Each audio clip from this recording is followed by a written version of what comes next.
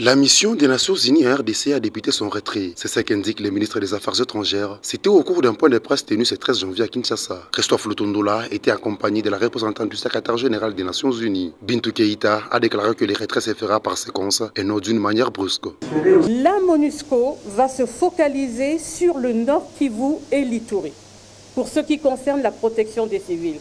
Donc la responsabilité de la protection des civils au Sud Kivu à partir du 1er mai sera la responsabilité unique de la RDC, donc des forces de sécurité nationales. Pour Christophe Lutondola, les forces armées du pays doivent rester vigilantes, car, indique-t-il, le retrait de la MONUSCO ne signifie pas la fin des hostilités. Le retrait de la MONUSCO n'est pas égal à la fin de la guerre ou à la fin de la crise sécuritaire, qui est un concept global. Le retrait de la MONUSCO ne signifie pas et absolument pas l'arrêt du combat que le président de la République, Félix-Antoine Tshisekedi Tshilombo, le gouvernement de la République, le Parlement de la République et l'ensemble du peuple congolais mènent pour protéger l'intégrité territoriale de notre pays.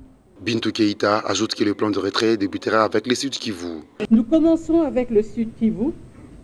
Et pour le Sud Kivu, nous sommes déjà à pied d'œuvre, comme il l'a expliqué, parce que nous avons un chronogramme sur lequel nous nous sommes agréés.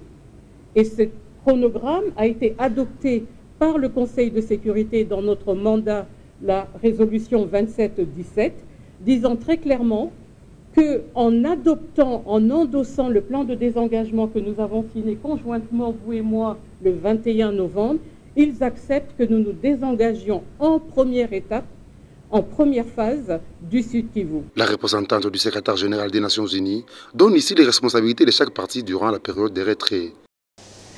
Ensuite, pour ce qui concerne la fermeture effective du Sud Kivu, ça sera le 30 juin 2024. Toutes les parties estiment que les FARDC doivent monter en puissance afin de faire face aux défis qui l'attendent.